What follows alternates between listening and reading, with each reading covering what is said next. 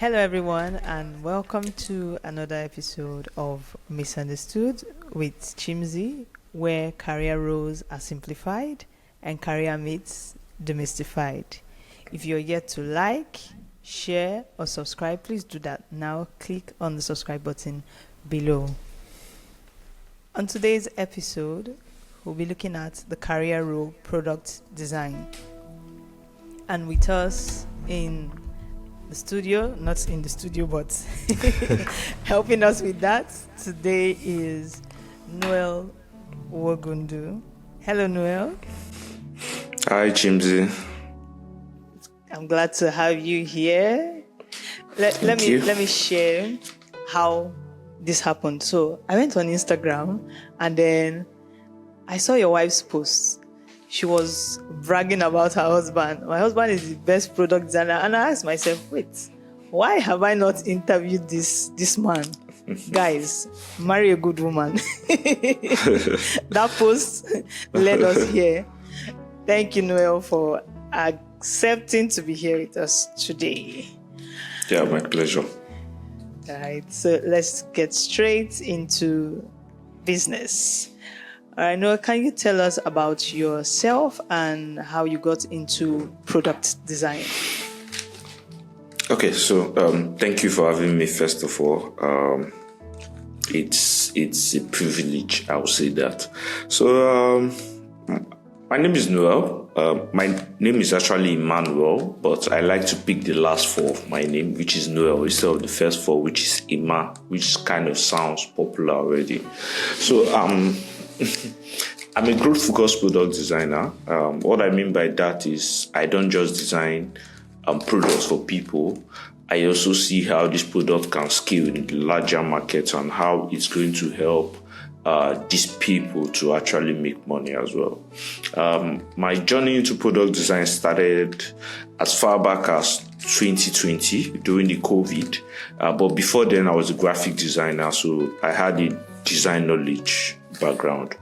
I studied electrical engineering in school, but I'm not practicing. From 2020 till now, I've been doing a lot of things around product. I've worked with different companies to build products, including fintechs, health tech, edutech. I've worked with startups as well. So many startups. I actually prefer working with most startups sometimes because it really helps with understanding how product works from scratch. As a product designer, I've led product design teams. I've led engineering teams as well. And it's been an amazing journey for me because for every time I think about this, I'm like, okay, what would have become of me if COVID didn't happen? So somehow I was grateful to COVID because then I had enough time. I was running a business then, which actually, we all know every business had to shut down, especially if you have a physical location. So we were all tailored to stay at home, and then I needed to pick up something that could actually keep me busy because I'm the kind of person that I don't like being idle and I don't like being bored. So I came across an advert for a product design bootcamp. Honestly, I didn't know what it was at that time. To me, it was like, okay, since I'm doing graphic design, product design might likely be, physical product. But in this case, it was digital product. And I didn't know. So I signed up, and then the first day, the second day, I loved the class. So that was how it became part of me. And yeah, till now, I've still been doing product design. So currently, I'm freelancing, which means I work independently with product-based companies. I do consultancy for companies as well. I also build products for companies, but I don't really work for anyone at the moment, depending when I change that decision. So you would say more like a career break, building stuff and all of that. So that's just a bit of me. Yeah, thank you. Awesome. All right. So while we were talking about the 2020 COVID, I think COVID really changed a lot of things for people. I can remember I took a class which you handled in Canva design, how to use Yeah. all that. Yeah. Yeah, I think that's when I met you. Yeah, someone posted it and then I saw it. I'm like, nice. So I had the flair for design, but I think I still use Canva up until now, and it's been going well. Guys, Noel is a very good teacher. Very, very good teacher. All right. So at what point did you know that, okay, this is going to be a career for me? I don't want to practice the electrical engineering, or I don't want to do graphic design anymore. At what point, what incidents changed everything for you? Okay, it's two ways, right? So at first, at what point did I know that I was going to do design generally? It was in school, right?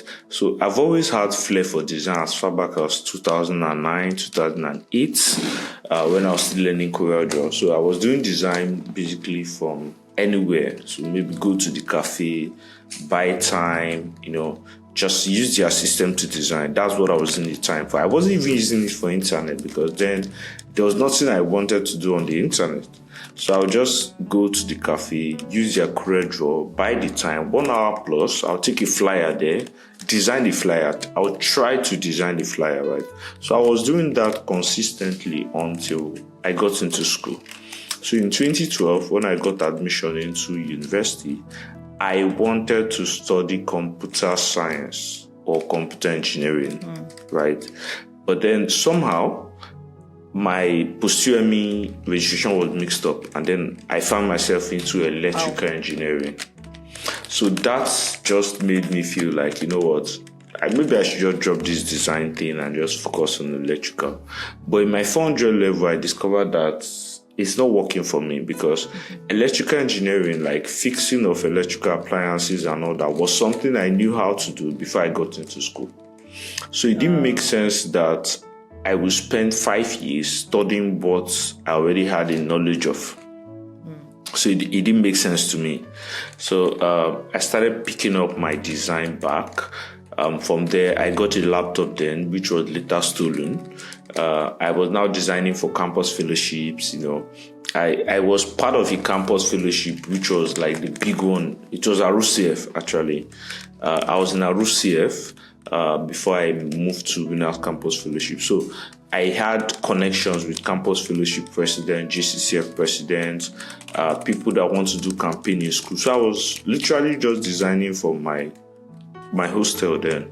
And that was how I picked it up. Then in my final year, I knew that, okay, at this point, I know I'm not going to study electrical, but I need to do something. So I started a business, designing stuff for people. My hostel, they knew. My blog, they knew. And that was how design started for me. But how did I know when to move from design to product design? Honest truth, I didn't know until I attended that boot camp. So when I attended the boot camp and I saw that, okay, I love applications. I could have 1,000 applications on my phone if it's possible, even if I'm not using them. I just want to have an experience of what they are like. So when I got into that training and I discovered that this is what product design is about, I was like, okay, I love this. I want to see where it goes. I want to also build that experience that people would actually still like, just like me. Like people that, like myself, if I see an application somewhere, I want to download it. I want to see how it works. Will I use it? I don't know. Will I not use it? I just want to be part of the people that owns this application. So that was when I knew that, okay, you know what? I'm going to start solving problems with building applications, software, website for people as much as I can. So that was when I said, okay, graphic design, you're going to be by the side for now, because I think this is better for me. So that was when I discovered that, okay, I needed to move. So when I moved from graphics, was in school, but going into product design as a career was in 2020 during COVID. So when the COVID even finished and we're back to business, I had more flair for the product design than my physical business. So I had people running that while I focused on product design alone.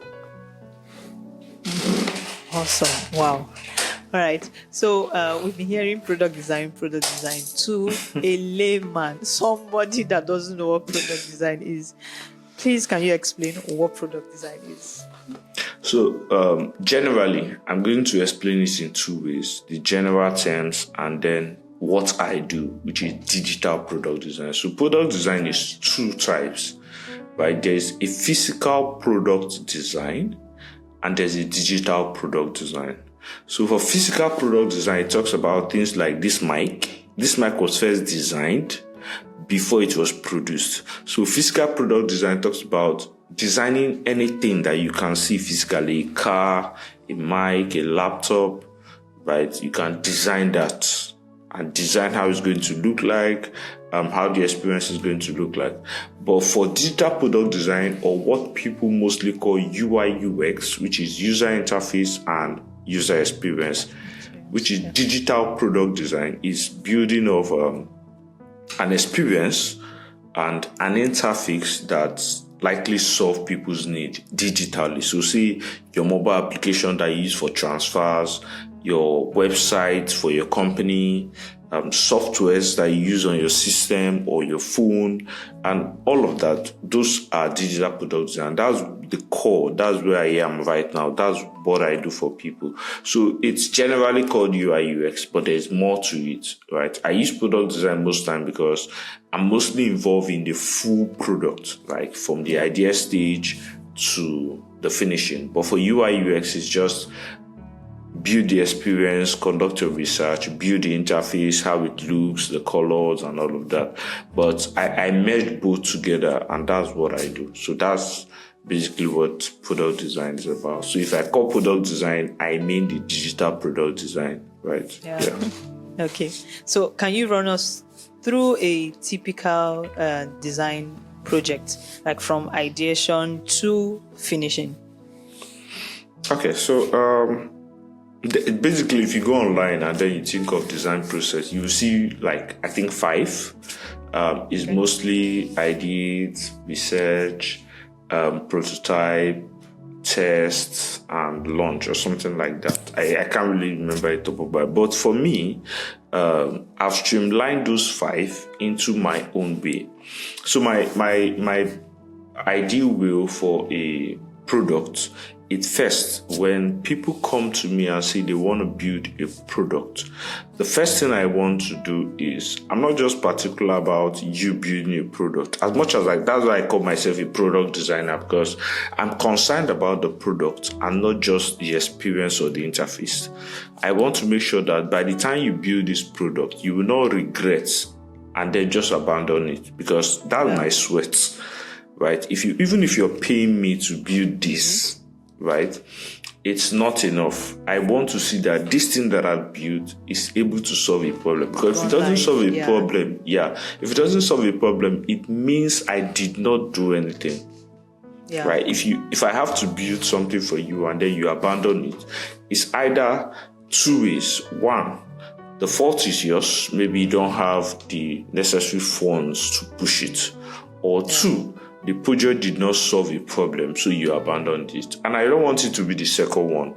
If it's going to be the first one, then of course I can understand that. But I want to make sure that when you now have the funds to push it, you already know that this is going to work. So my normal phase is, I have what I call a discovery call or project call with the product owner. Even before I tell you pricing, I want to talk to you. I want to see why you think this product is going to be good, like it's going to sell or it's going to solve a problem. And during that discovery call, I do what I call product validation. So I ask questions that makes you want to think, do I still want to do this thing? Is it valid? So I verify your idea. Sorry, I say product validation. Idea validation. So let's say you have an idea to build an application that solves 1, 2, 3, right? I want to talk to you. How does this product solve this idea you have? Then secondly, I go through series of questions like, okay, what is your target market? There is a company doing this already. How do you come in? Who are your audience? So this is like things I ask during discovering calls. So from there, we now see that, okay, well, if it's not valid, you will know. If it's valid and you say, okay, you still want to go ahead with it, then I draw up a roadmap. Now, in that roadmap, I include things like my product, my design, what's it called? There's a document there's a name I call the document. It's like my sign-off, design sign-off. So I tell you, okay, this is how long it's going to take. This is how much it's going to cost you. These are the deliverables I have to give you, right? So I send that document over to the client for him to decide.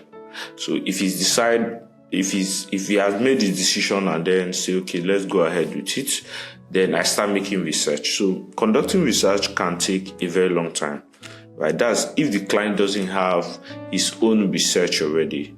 I have to conduct research based on our previous discussion, the first discussion. Now, this research now leads me to how the product prototype is going to flow. So if I'm designing for an elderly person, it means I can't do the whole Gen Z flow, right? Yeah. That, facial recognition, that even if those things are going to be there, they have to be an option for these people, because most of them, they don't really know how to navigate this thing. So it has to be simplified and all of that. If I'm doing for a younger person, it's a different approach, because we are mostly moved by what we see, right? So that research process now determines the kind of flow and the kind of experience that this product is going to have. So say, for example, if your target audience are people like 60 above, you can't just build a random app that has like colors flowing all over, because of course, most of them already have eye defects. So it's going to affect them. But if it's for younger people, which is what we see now, you could see that most apps for young people now, fintechs and all of that, they have these vibes that you want to get. So once I conduct that research, I draw up like a prototype of the flow, and then I start doing wireframe. Now, the reason I do wireframe is because it gives me, just like you want to build a house, like you call an architect to draft things for you. All right. And then the architect drafts it, and then there you can make your modification, because the moment you start building that house, it will be difficult to make modification without losing money. Exactly. So when the architect drafts, you can make modification to the paper draft or the system draft using AutoCAD and all of that, which makes it easier. So I do that wireframe and then let the client know, okay, this is the structure we are trying to build. Does it work for you? Right? For my research, I think this structure works, but then it's still up to the client to determine, right? So the person might just make some modification and say, okay, this works, this doesn't work, take this off, don't take this off, right? So once that wireframe is now modified and accepted, then I can now move it to the high fidelity design, which is now designing the real prototype for users to test. So once that is done, we test it with the audience or with the selected people that we are building these things for. We can just select them randomly and do all of that. And then test it with them, let them use it, see how they use it, just to make sure that they understand what you've done. So if that passes that test, then of course, we just move forward to development. But if it doesn't, then we now see that, okay, there's a particular way they want to react to this thing, but that's not what we've provided. Of course, this test will be recorded and maybe in different ways. There are different ways to that. I don't think I want to go into much of it. But these things will be recorded. And then, of course, you now know that, okay, let's say this person wants to log in and the person is clicking a particular place. A lot of them, they are clicking a particular place to log in. And you now put the login somewhere else. It shows that they expect the login to be this place, but you're putting this place. So it makes sense that, okay, if majority are using here and I'm using here, I should just shift it to that side so that they will know that, okay, it works there. So these are the kind of things that we do. And then move to the production, and then after production, we still test it again just to be sure that it works the way we actually did the first test. And then from there, that's just how it goes. So that's like the basic basic. That's like the basic of actually building a product. There are still so many things that goes in between, but this is like the core of how it goes. Yeah. Right. So from this, I've also understood how you manage the user experience with what you are doing. Yeah, because like you have to run them through, like this person is already doing this. Pampe is already there. Why is OP coming? Or Money Point, why are you coming? What's going to be different? Yeah, so the expectation with what you do. Mm-hmm. So I think they all have their those things. They all have their different selling point, just like I said. Yeah. So I think that's why there are so many, but they basically do the same thing to people, but in the back end is a different experience. Awesome. So how closely do you work with product managers, marketers, engineers, all those? How closely do you work with them, or do you work with them from afar? Okay, for me, it's a thing of work from afar. Yes, if you're working remote, of course. But personally, I work with them like on every product I do. So say a project manager, for example, it's common if you work in a corporate setting to have a product manager or a project manager. It's very common. But if you work as a freelancer, the chances are very slim, because number one, your clients might not even know that you need a project manager or product designer. So what I did was to learn how to manage a product. So I did pro bono project manager for a company sometime in 2021. I did that for like 1 year. So I was a project manager for like a year while I was still a product designer. And this was just to help me to understand how to navigate being a manager, managing a product, right? Managing a project. So if a client, say for freelancing, if a client doesn't have a project manager, I can stand as one because I understand how to navigate these things with developers. Considering the fact that I have a technology generally, even as a designer and as a developer. So I understand how code works, I understand how design works. So that put me in that position. But working in corporate, I've worked with product and project managers, and I think it's one of the things that every corporate organization should have, whether in the tech industry or not in the tech industry. So project managers are not just particular to tech industries. It works everywhere, even in the physical product. So building a house, you should have a project person that has knowledge about every sector, the architect, the civil engineer. He understands what everyone is supposed to do, the electrician, the interior decors, and everybody. So project managers are not people that you just sideline. They are like core of your product because they drive the success of that product.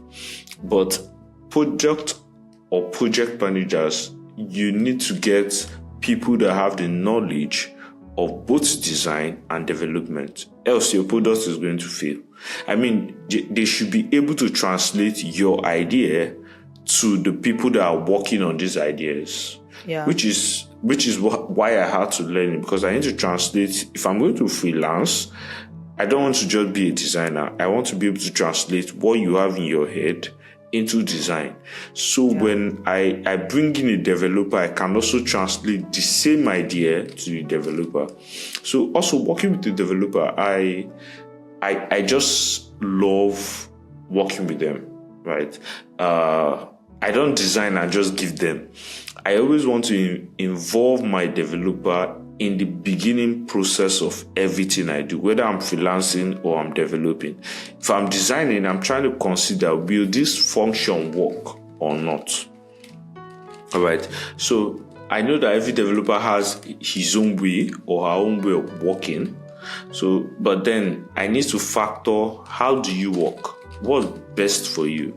So even if I'm going to put some things here and there, I need to know that these things are going to work in the long run, because I don't want to do them and then give it to you and you tell me it's not going to work, and then we have to go back and start changing it, right? Which is one challenge that most designers work, right?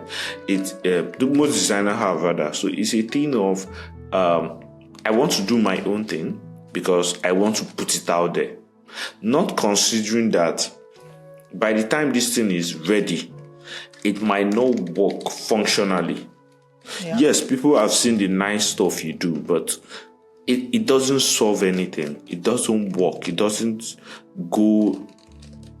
solve the problem for the user.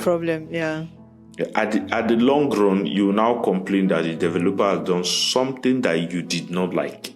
Now, this is not because the developer did what you don't like. It's because you didn't factor the fact that there is somebody that is going to translate your own thoughts into a physical live product. Yeah. So if you factor that, you won't think of just yourself and how this benefits your views or benefits what you do. Of course, we can all do that, right? But then it's good to also factor those things. So when I work with project manager and developers, I work closely with them mostly, especially developers, to understand how does your code work? This thing I want to implement, does it work for you? Does it work for the user? Is it possible? Is it not possible? What are your code libraries so I can use something similar?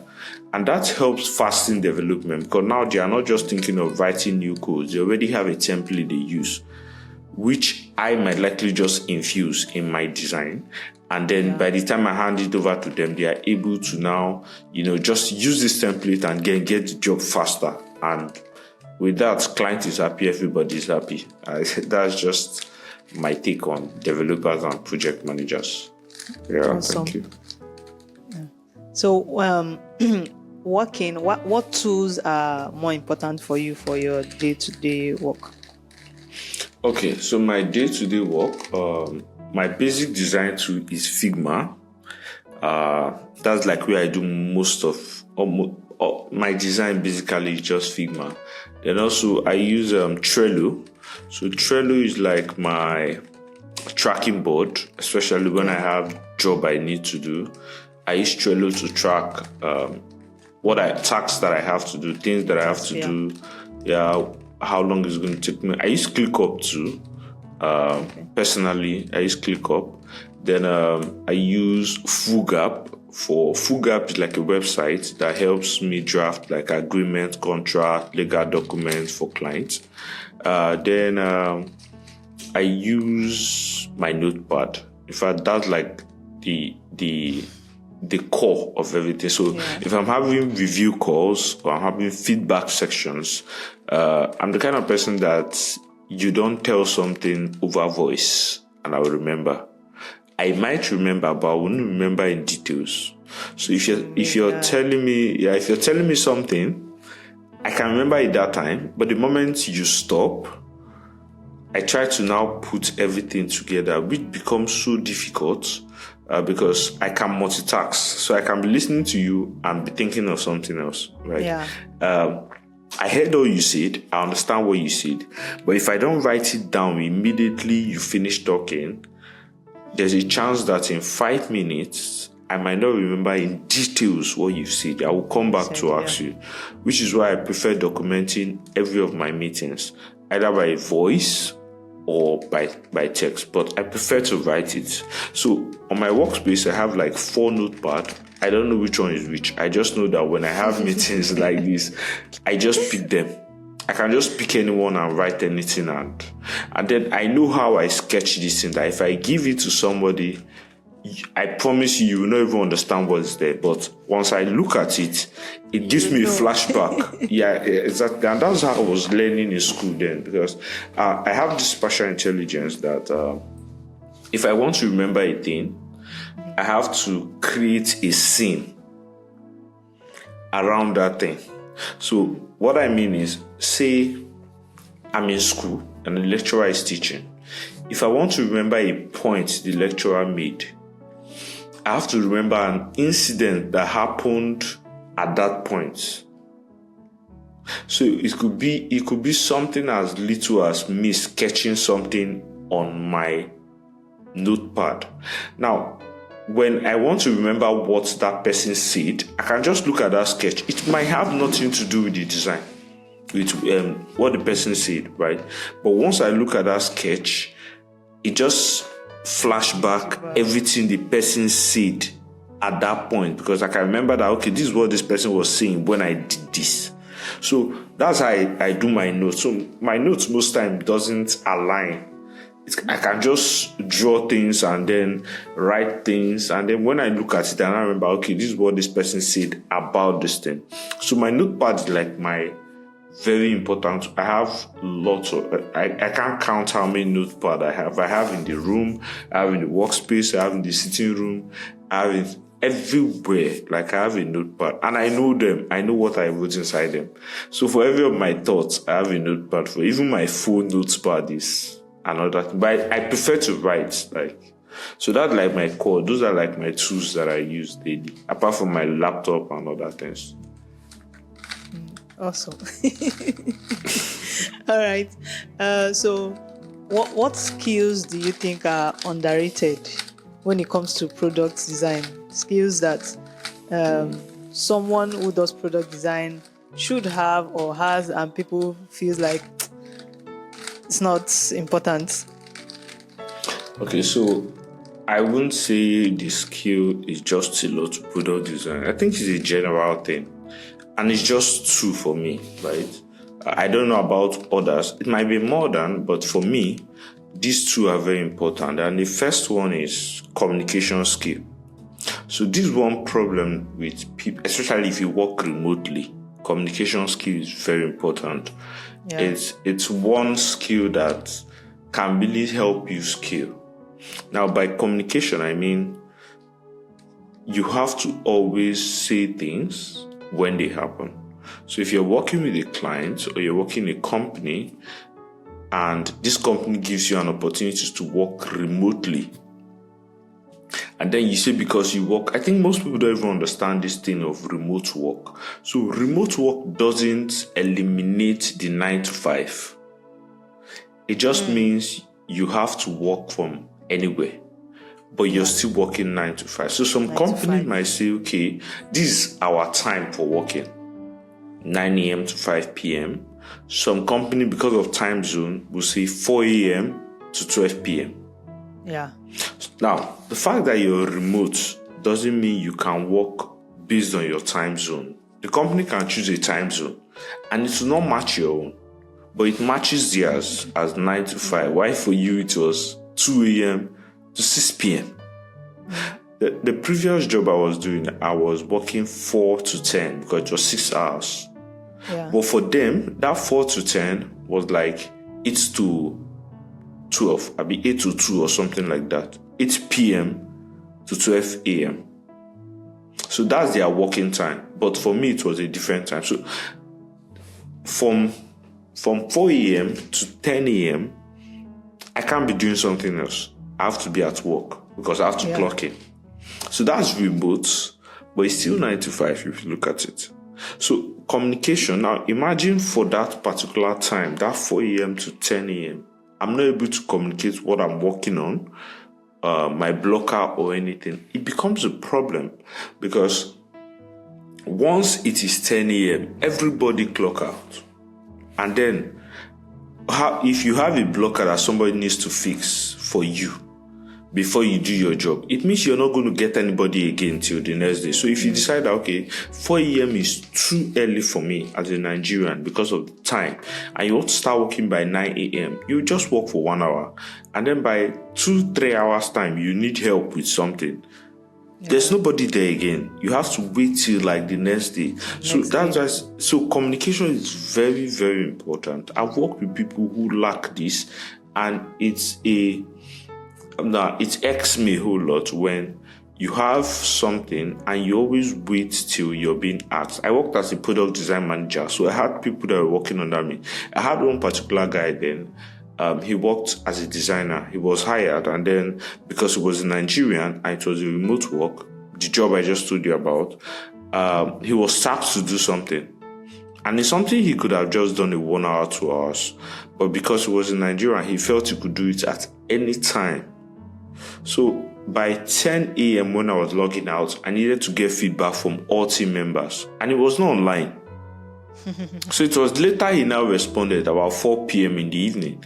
and say, oh, he just saw my message that he thought he could do it at any time. I'm like, no, you never communicated, you were not available. I think they had to let him go after like 2 weeks of hire. So communication is a huge factor. So if you're not able to deliver to your client due to so many reasons, let them know on time. Don't wait till they ask you.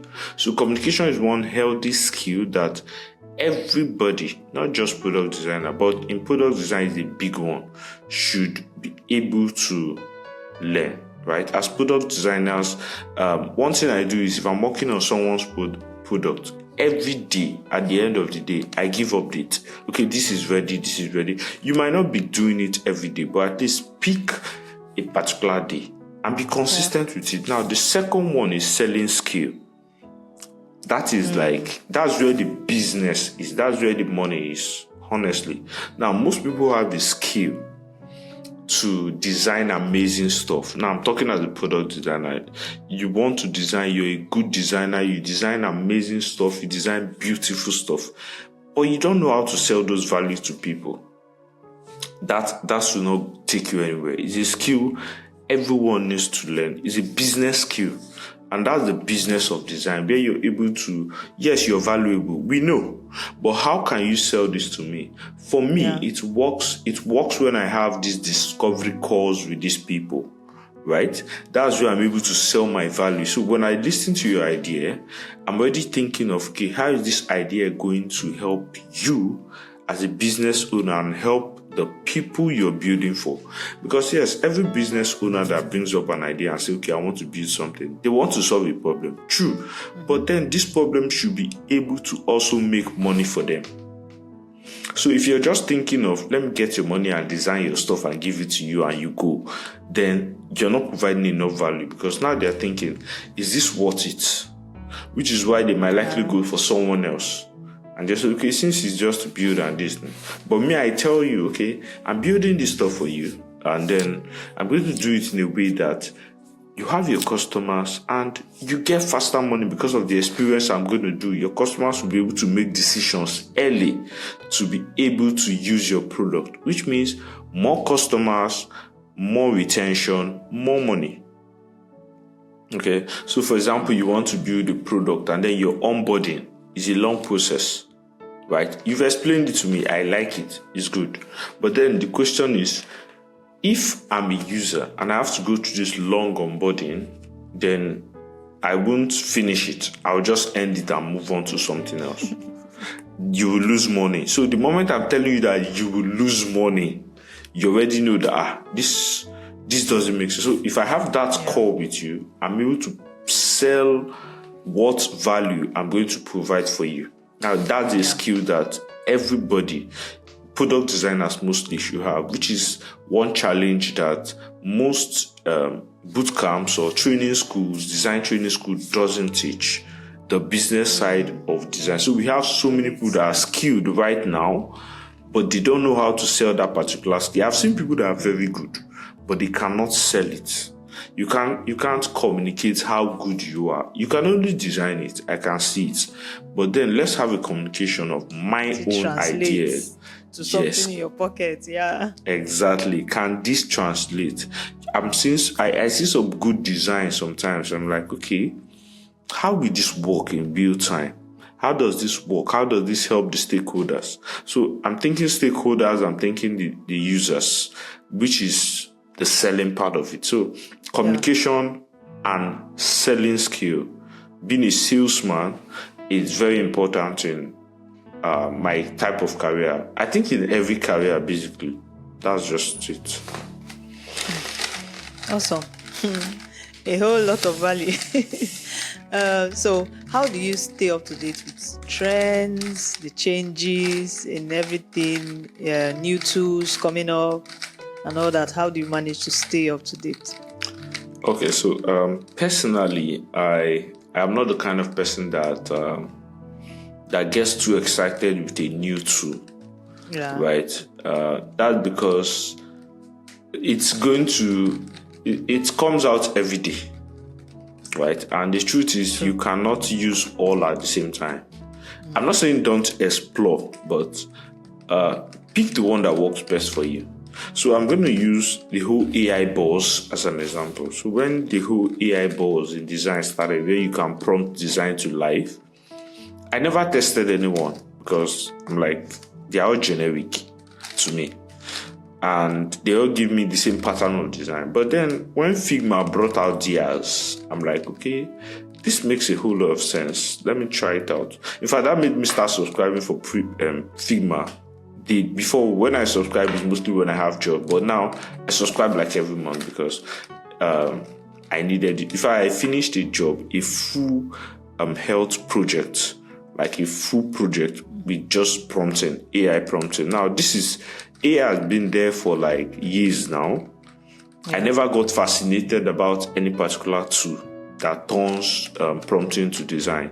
But when this one came out, that was in May, I've used it for like 4 projects already. So in terms of keeping up with tools, I would say don't jump into every tool. Pick the one that best works for you. So for me, for AI projects, I use ChatGPT. I use what's the other name? It's called Wing something. Whimsical. No, it's not Whimsical. I've forgotten the name, but it's owned by Google. Then that one I use it for business. I use Figma Make, which is an AI prompt tool for Figma, and then I think I use FX, which is also owned by Google. Now, new ones comes out. You can explore them, but pick the one that best works for you. So how do I keep up with these updates? Well, I follow Twitter Spaces. I follow Twitter. I sign up for most newsletter of these companies, so I can get update as fast as possible. Then in terms of design, how do I keep up with current design trends? Now, if we look at back then, there's a website, a US website called Craigslist. So Craigslist is a website that even till, I can't really remember, but for years, they stuck with black and white. So they just used the basic HTML. Like they didn't design their website, so just the blue line and the white background. Wow. So, internet of those days. And guess what? Craigslist was like one of the biggest shopping websites in US up until Amazon started bringing up. Yeah, I think they shut down the website now. I don't know why. The website is not up currently. But as of 2020, when I was learning, it was one of the websites I was studying. And I kept asking myself, why did they keep this thing till now? I mean, it doesn't look appealing. But that was because when Craigslist was built, it wasn't built on the fact that it was for younger people, because then young people never liked shopping online. I mean, they didn't even have access to phones. So it was built for the older generation. And Craigslist did a huge amount of revenue in a very short time. Like one of their biggest sales, because the people that were buying are matured people. Now you can't build something like Craigslist now. It's not going to work. Honest truth, it's not going to work. So looking at the design trend, I read books, I study, I watch YouTube videos a lot in my free time. That's like one of my hobbies. Most times at night when I'm not doing nothing, I just go to YouTube, check how companies are doing, check out design trends, check out new things. So as the generation passes on, you could see that design also changes. Yeah. Well, there was a time everyone was doing what we call brutalism, where you have big design. I think that was when Childek also did theirs, where they had all those. If you check their website, you see it. Now, people are going back to being minimal. So website of now is just single line, one color, two color. People don't do the multiple colors again. Even Apple, there was a time where iOS in their icons were like real life stuff. I think I remember using iPhone 5 then. Their iOS was real life. Their icons were real life things. So if they say this is Books app, the Books app, when you open it, you see pictures of a real chef and real book. If they say this is weather, you see the picture of a calendar, like real calendar, right? But now they now use icons, simple icon like a white stroke and all. So design is becoming minimal now. We don't know what it's going to be in the next few years. So I follow trends like that. And that's why most times in this, I'm an Apple fanboy. So my phone, my laptop, everything, because of the whole ecosystem. So what I do is whenever Apple release a new software, I signed up for developer testing. And then I want to experience their new. So the new one now is the glass. And everybody is now doing glass because virtual reality is becoming a thing. So Apple is already moving from just being minimal to having a glass effect. So people are now saying that this is possible. And people are now building around that currently. Right? So I keep up with trend by signing to newsletter, watching videos, keeping up to social media handles of brands and companies, and just like that. But as the year goes by, things will keep changing. If you still want to stick with the old one, then you'll be left out, and that's the honest truth. True. True. That's true. Yeah. All right. So let's come back more personal. So, what's one project that you are really proud of? Like you went all out, it worked out. What's that one project? One project I'm really proud of. So it's actually two, but now I don't know which one I want to talk about. All right, so I'm going to talk about I'm going to talk about one that stood out for me. So it was a product I did for a contract product for a company in the US. So this company, I got them from Instagram, from LinkedIn. They reached out to me. They wanted to build a product. Now the the design already exists. Now it's my most challenging, and that's why it was my most exciting. So the product already exists. It was built by Indians. It was designed by Indians, and if you work with Indian guys, you know that those people, their designs could be very funny in terms of colors, placement, and all of that. They really do not care about those, right? And then me coming from someone that, me being someone that I love minimal design. I love things being minimalistic. I love things being simple. Not minding the amount of colors I use, right? I just like the placement. It was difficult translating what I was given to what it was supposed to be. Now that took me about 2 weeks to rearrange the whole design. To say, okay, now when I say rearrange, I don't mean start redesigning. I mean to understand what every of those screens meant. Because the people that are designing were not there again. And it was a messy board, right? And then there was no project manager, there was no product manager. So it was just me as a designer that was doing all of that. So it took me time, but I was able to navigate through it. And then I started working it one after the other, like redesigning everything one after the other. Funny enough, we had to stick with the MVP, so we didn't do everything again. So I had to pick the most important that was good for the MVP. Now, by the way, it was you know how Uber works? It's Uber, but it's for caregivers. So in the US, the owner wanted to build like an Uber app, but for caregivers, where you can book a caregiver instead of hiring one fully. So you can book a caregiver to take care of your child. Say you're going out, you're going somewhere, you don't want to go with the child, you need somebody to come take care of the child, not minding their age. You could actually book a caregiver, choose the kind of caregiver you want, and then you book. And then the person comes, take care of your child, sign out, sign in, and then get paid. And you too, you pay the caregiver. So that's like a one-time thing. It's an on-demand thing, right? It's not like you're hiring the person for a long term. Yeah, it was beautiful until challenges came up. So the first challenge is, how do you verify caregivers?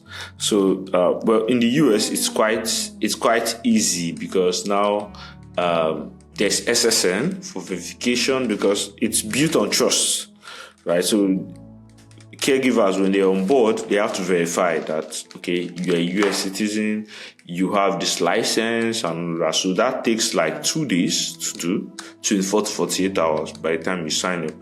Then another thing is, I had to factor things like, okay, what if the caregiver leaves before the stipulated time? What happens? So we had to add like it could. So the caregiver doesn't leave or check out without the parents providing that code. So the caregiver doesn't see the code. Only the parent sees it. So when you want to check in or you want to check out, that code has to be provided to you. And that was my biggest project because I worked as a design manager. I had a team of 4.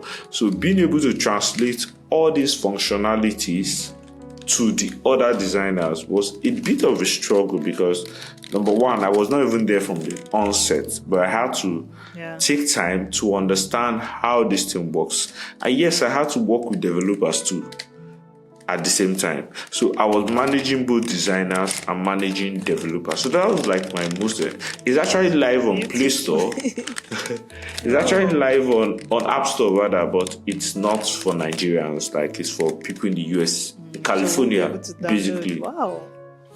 Yeah, so it's for people in California basically. So that was like a contract project. It's the most challenging for me, considering the person I was working with then. The owner of the project was someone that he likes changing things a whole lot. So he could just come up and say, you know what, let's put this new thing. I'm like, oh, not again. We have to now change the UI. I have to communicate this new stuff to the developers. They have to now start changing code. So it took some time, but it's actually one of my most challenging and one of the most exciting ever. I think it's like my number one on my portfolio currently because it took 8 months. It took 8 months to redesign and go live. Yeah, it was supposed to take lesser, but like I said, the product owner kept changing and it was exciting but stressful. But then we did it and then it went live. Awesome. All right. So, have you had any projects that failed, and what did you learn from that project? Okay, so a failed project. Let me think. Yes, I have. It's not my project anyway. So I worked on a ride-hailing application for a company in Port Harcourt. I was hired to again do a redesign of the product. And I did this. The time frame was very short, but I was able to do it. But at the end of it, the company just decided that they're not going to go with the business model again, and they want to go into something else entirely. Now, it shouldn't be a problem to me because I was paid for my job as a designer. But it was a problem because, like I said, I don't just want to build something and leave it. I want to build something and tell you that and see this thing work and say, okay, this is something that I built and is working. So the product was just lying there in App Store and Play Store. It was never used. It was abandoned. I felt bad because I felt this is actually something that could have helped people. Right, but I'm not the owner. If the owner says he doesn't want to go into that business again, then it's his decision. So I think that's like my major failed project. Not failed from my end, but I feel like it's a failed project because whatever I've done, people can't see it, people can't use it. So it failed for me. I don't even put it in my portfolio because I feel like what's the essence if people are going to download it and it doesn't function? It now means like I didn't do it at all. So even if it's based on the company's decision, it still affected me. So that was like one of my field projects. Yeah. I can imagine. All right. So what inspires you creatively, whether from design or out of design? What do you do to inspire you? I know you mentioned that you watch YouTube videos and all that. What else do you do that inspires you? Where do I start from? So I've always had this thing that I am mostly inspired by, how do I put it now? By how I perceive myself, right? I want to be able to solve problems for people. And every time I see people who need a solution, it's something that I push for. Now, secondly, of course, we are in a country where everything around you just want to frustrate you. All right, so yeah. So, of course, if Sapa doesn't inspire you, the fact that you can wake up one morning and everything you have is not useful again, like every money you've ever made is not useful, that's an inspiration enough for you to make more. But for me, what has been able to inspire me is I've always been this person that wants to have what I want or what I need without thinking too much about it. And that is what has driven me to say, okay, if this is going to happen, then there has to be something that is going to power it. So if I'm going to make money in terms of monetary value, if I'm going to get to that point where I don't have to think of things twice before I do it, then I need to have enough money to actually get that. Now that's money-wise. Now in terms of my personal life, I don't see myself doing design for... I will still do design for a long time, but what I mean is I don't see myself being the one always doing it for a very long time, right? So I know when I want to retire, and because I know when I want to retire, and then I put it together to say, okay, I have not gotten to that stage where I can say I want to leave this. So if I'm going to say I'm going to stop, I'm going to retire at this age, then I have few years left and I've not achieved enough. So that pushes me to do more. Then lastly, my wife. And now what I'm saying is, we already have a life that we've pictured. I have something I've pictured. So every time I think of, I need to do these things for my wife and children, right? I need to make them become Nepo babes. You understand? I've seen life in a different point of view, and I don't want them to have that same thing. It pushes me to do more. But basically, it's about what I've projected my life to become. After COVID, I think everybody did a reprogramming where people now project their life in a different light. So I've pictured what I want to do in the next 10 years in terms of business, in terms of this. And I know that at this point, those things require funds, right? And in the next few years, I want to be known for a particular thing. I don't just want to be known randomly for different things. I want to be known for this. So that drives me every day that I wake up to say, okay, well, this thing you have to do, because at the end of the day, these bills are not going to pay themselves. Bills is one driving force for everybody, except you come from a place where, you have access to so much, then it might not drive you, something else might drive you. But for me, it wasn't so, right? So it drives me a whole lot. My family drives me, my goal, my retirement goal drives me. So those are things that just inspire me to just keep doing what I'm doing without really thinking of so much about it. Awesome. So, this thing that writers say, they usually have writer's block. So, like, they have to travel somewhere, to flow freely and all that. Do you experience that as a designer, and how do you come out of it? Yeah, I think every creative person has that. Every creative person has that. For us, it's a creative block. It's when design inspirations are not flowing, right? So what I do is, like I said, I watch lots of videos. If I'm taking a break, right, it's to just go and watch a movie or something. Sleep doesn't help with it for me. Because if I sleep, I start thinking of that thing more. Yeah. So even in my sleep, my brain still works, which doesn't help. So what I do is I just find something that I can get attached to at that point. Reading doesn't work. I think for me, it's movies. I just go watch movies, or I step out of the house or something. But I know sure that I'm going to close my laptop.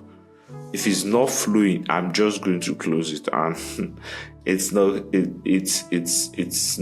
going to work. It's not going to work. I just go and do something else, like eat something, take walk. Mostly I take walk because it just gives me this feeling that I'm far from every of my devices, or I just go see a movie. But for me, what keeps me afloat in terms of inspiration is every day I consume a long or a huge resources in terms of design. So I could go to Pinterest. Pinterest is like my favorite place. I could go to Pinterest and just start seeing designs. I'm not using them. I'm not looking for inspiration. I'm not looking for mood board. I just want to see people do things. I can just be scrolling. It's like my Instagram. I can just be scrolling through designs, just see, this is fine. Now, the more I do that, the more it's stuck in my head. So when I want to design something similar, I've already seen it somewhere. So I know how it looks. I know how it's going to. So that has drastically reduced my creative block, right? And I'm the kind of person too that before I do a design, I don't just jump into my laptop. I try to create in my head what and how the design is going to be. So even when I'm talking to the clients, I'm already thinking, okay, how will the onboarding be? How will the process be? This thing he's talking about, where will I put it? Now, this thing helped me in 2 ways. Remember I said I have this spatial intelligence where I create scenario. So if I can remember what I was thinking of, then I can remember what the person says. Then I can now put it into visuals as a design. Then secondly, it helps me to already have a mental picture of what I want to do to that particular thing the person is asking of. So that's how I've reduced creative block. But when it comes, I see a movie, or I just take a stroll, or I go and eat something that is very sweet. Alright, so final question for this session. Okay. What are the things people misunderstand about your career roles, or what you do, or who product designers are? So basically, ideas that you would like to correct. Right? Shoot. Okay, so when I tell people I'm a product designer, the first thing that comes to their mind is physical products. I understand that, and it's okay because product design goes both physical and digital. That's one. Then secondly, it's a thing of people feel it's related to graphics. Now, by graphics, I mean the usual graphic design, right? Yeah. People feel it's related to graphics. So people think I do flyers, I do banners. And every time, like, I don't do it. Then I used to do it, but now that's not what product design does, right? And people are like, are you not a designer? I say, yes, but the product designer. I don't design flyers. I don't design papers. Things that you print out. I don't design those. Then another misconception is people use website designer as product designer. Now, website designer are people that mostly use tools like WordPress, WooCommerce, Wix to create website for people. Yeah. So those are tools that already exist that uses a template. You can buy the template, or you could use their template and do something from scratch, right? Those are website designers, website developers. They are not the same thing with product design. A product designer designs from scratch. There's no template. So they are the ones that think of every layout, every structure, colors. Of course, there's a brand designer that does color. They think of how the color in your product is going to be. So it's not the same thing. So when people say, I want to build a website, the first thing I ask them is, do you just want design, or you want the website fully built? So there are two ways. I could get you a website designer who will use WordPress to just do what you have to do and simplify it. Or me as a product designer, I have to build your website from scratch and then have a developer code it to life. And when I mention this thing, it now looks like most times they don't even know the difference. They just want to have a website, and I have to start breaking these things down. So that's like a major misconception. Then thirdly, there's a misconception that once you learn product design, you're getting a job instantly. That's true, and that's not true. It is true because if you understand how to sell and how to provide enough value that you can sell, yes, you're going to get a job. Good. Like me, I got a job immediately after my internship, so it was a good thing for me. Then secondly, if you just learn and you think you're going to land yourself a US job, just like people have always told you, it's still possible. But you know that you're actually you're fighting with a global market. So for one job you see that's remote, thank God LinkedIn even make it obvious. When you want to apply for LinkedIn job, LinkedIn will tell you over 100 people has applied for this job. So that means you have to position yourself, which brings me to that selling stuff. You have to position yourself in a way that you can sell this thing. If not, you keep getting rejection mail. It comes to everybody. Now, which is one thing I've always thought of. Whenever I want to apply for a job, I'm like, this job, I'm competing with hundreds, if not thousands of people around the world. How do they pick my own out? Now that has helped me to recraft my CV, recraft how I apply for a job, recraft my cover letter, and go straight to the point, right? Although sometimes I still get rejection mail, which is very likely. I mean, everybody gets that at some point. But what I'm saying in essence is there's a lot of misconceptions. And until those things are being worked on, now the latest misconception is there's a focus on tech people and the monetary value of it. So people are not going to make research on learning now. They are trying to put themselves in a way that they just want to make this money. So a lot of tech content creators or tech guys, especially in my design space, we are talking more, I say we because we know that this is a problem. We are talking more about how much we make from every job. So you go on Twitter now, you're saying, my client just paid so $1,000. My client just paid this. I did a good job for this client. And it's about the monetary value that you get. Right now, a lot of newbies are coming into the space and they are seeing this monetary value. They are not seeing the amount of time you put in. They are not seeing the amount of energy you put in. So this has become a problem lately. So when you now talk about things that are going to help them achieve that, they ignore it. And then when you now talk about how much you've gotten from those things that you put out before, they embrace that one and start asking questions again. Meanwhile, you have lots of content that could have helped them achieve the same thing. So that is actually one of the biggest problem now. And that's why I always advise newbies, be careful of the kind of information you get, especially if you're into my design area, because you're going to see a lot. You're going to see a lot. If you say it's the money that is bringing you, fine, good and fine. But make sure you have enough to make that money, enough information, enough value, enough resources to make that money. If you say it's the passion that is bringing you, how passionate are you? If you're called to work on a project, how much time do you put inside? How much passion do you put inside? For me, I'm going to be honest. I have newbies around me, but I can't trust them with some jobs that are given to me. I will just, if it's something I can't do, I'm likely just tell the client that, okay, see, I can't do it, maybe because of your pay, it's too small, or it's not something I want to take, or maybe because of your personality, or how you approach the whole thing, or it's something that I don't have the time, right? There are some people I can allocate it to, there are some people I cannot allocate it to, because in as much as I know that you're good at what you do, I know what drives you.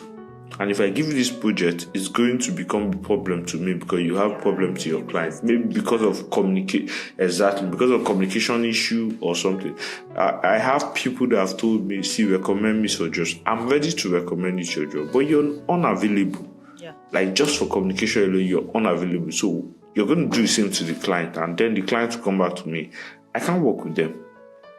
Right? So it's a thing of stick to what works for you, right? Don't jump into trend. There are some tools that have been released for like 3 years now. I'm just using them this year.